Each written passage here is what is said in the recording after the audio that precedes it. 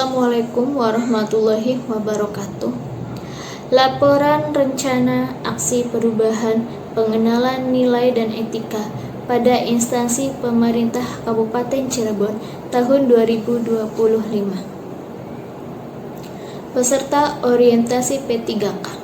Nama peserta Dwi Yuni Prismartaningsi SPD, NIP 199303002 202421 2019. Jabatan Ahli Pertama Guru Kelas. Unit Kerja SD Negeri 1 Kemelaka Gede, Angkatan 8. Latar belakang ASN. Pegawai aparatur sipil negara yang selanjutnya disebut pegawai ASN adalah pegawai negeri sipil dan pegawai pemerintah dengan perjanjian kerja yang diangkat oleh pejabat pembina kepegawaian dan diserahi tugas dalam suatu jabatan pemerintahan atau diserahi tugas negara lainnya. Kedudukan hukum P3K sebagai ASN diatur dalam Undang-Undang Nomor 20 Tahun 2023 tentang Aparatur Sipil Negara, Bab 1, Pasal 1, Ayat 1 dan 2 menyatakan bahwa aparatur sipil negara adalah profesi bagi pegawai negeri sipil dan pegawai pemerintah dengan perjanjian kerja yang bekerja pada instansi pemerintah. Maksud dan tujuan orientasi P3K. 1. Pengenalan tugas dan fungsi ASN. 2. Pengenalan nilai dan etika pada instansi pemerintah. 3. Pemahaman dan penyediaan informasi kepada P3K yang baru diangkat. 4. Diharapkan mampu mengaktualisasikan nilai-nilai dasar ASN berakhlak serta dapat melaksanakan tugas yang menjadi kewajibannya dalam melaksanakan program pemerintah di unit kerjanya. Visi dan misi pemerintah Kabupaten Cirebon. Visi dari Kabupaten Cirebon periode 2025 sampai dengan 2030 adalah beriman, bersih, inovatif, maju, agamis, aman. Misi pemerintah Kabupaten Cirebon adalah 1. Kabupaten Cirebon bersih, mewujudkan tata kelola pemerintahan yang bersih, melayani, akuntabel, dan profesional. 2. Kabupaten Cirebon inovatif, menciptakan ekosistem inovatif di pemerintahan dan masyarakat. 3. Kabupaten Cirebon maju, menciptakan masyarakat modern yang tidak meninggalkan jati diri adat dan budaya. 4. Kabupaten Cirebon agamis, menguatkan toleransi antar umat beragama sesuai dengan keyakinan para pemeluknya. 5. Kabupaten Cirebon aman, menciptakan lingkungan yang asri, aman, dan nyaman. Berikut adalah struktur organisasi pemerintah Kabupaten Cirebon.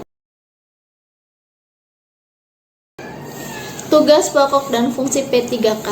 Menurut Undang-Undang Nomor 14 Tahun 2005 tentang Guru dan Dosen, sebagai tindak lanjut Undang-Undang Nomor 23 Tahun 2003 tentang Sisdiknas, dijelaskan bahwa guru adalah pendidik profesional dengan tugas mendidik, membimbing, mengarahkan, melatih, menilai, dan mengevaluasi peserta didik pada pendidikan anak usia dini, jalur pendidikan formal, pendidikan dasar, dan pendidikan menengah.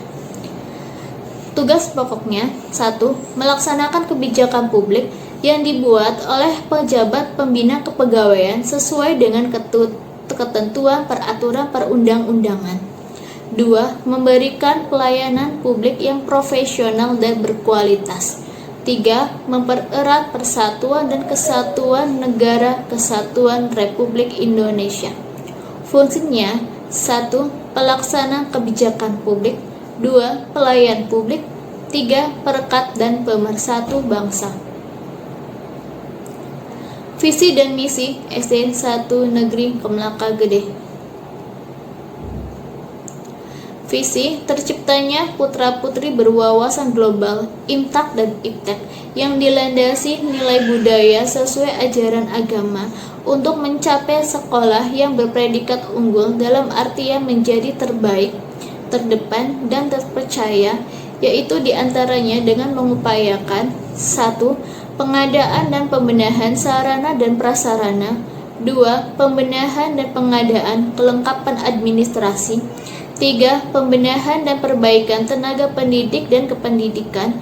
4. Pembinaan terhadap mental guru, karyawan, dan peserta didik. Misi SD Negeri 1 Kemlaka Gede. 1.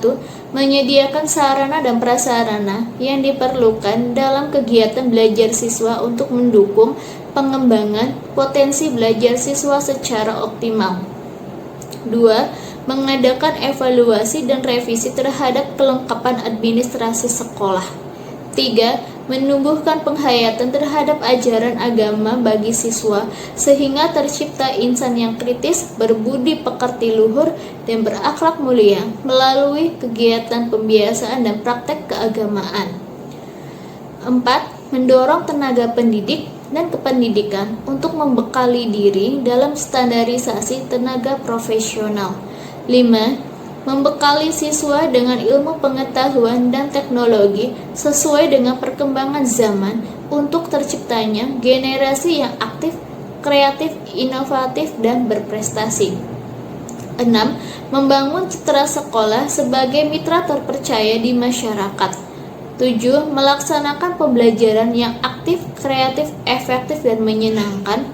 8. Memberikan jaminan pelayanan yang prima dalam berbagai hal untuk mendukung proses kegiatan belajar dan bekerja yang harmonis dan selaras.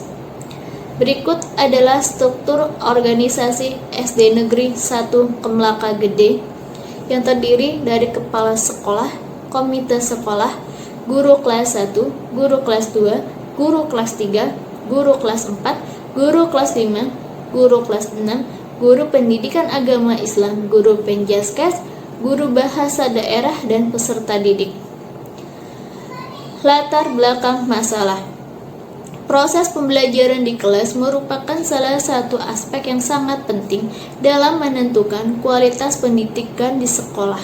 Dalam hal ini, kemampuan dasar yang harus dikuasai oleh setiap siswa pada tingkat pendidikan dasar adalah membaca, menulis, dan berhitung.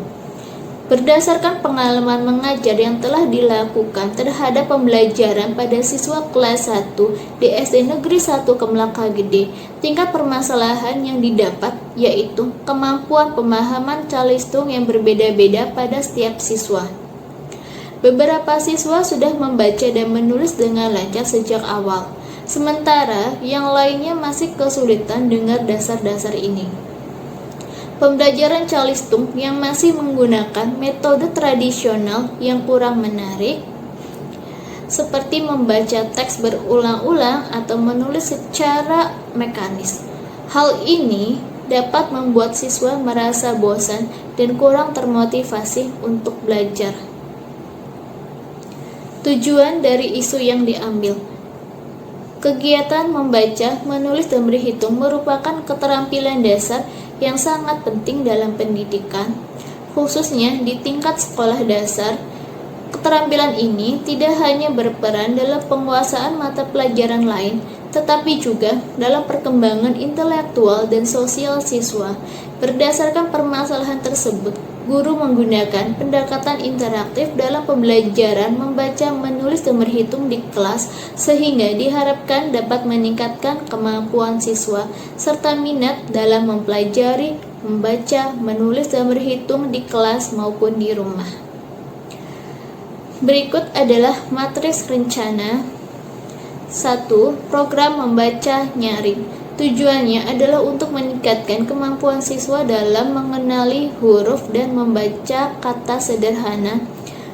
2. Menggunakan media kartu bilangan dan angka. Tujuannya untuk meningkatkan kemampuan siswa dalam mengenali bentuk angka. 3. Menulis bersama dengan media gambar, yang tujuannya untuk melatih keterampilan menulis kata sederhana dengan bantuan gambar. 4. Bimbingan intensif calistung. Tujuan kegiatan ini untuk memberikan pendampingan khusus kepada siswa yang mengalami kesulitan membaca, menulis, dan berhitung. 5. Permainan angka dan hitungan. Tujuan dari kegiatan ini adalah untuk meningkatkan pemahaman konsep, angka, dan operasi matematika dasar seperti penjumlahan dan pengurangan. Berikut adalah dokumentasi kegiatan siswa kelas 1 selama di kelas.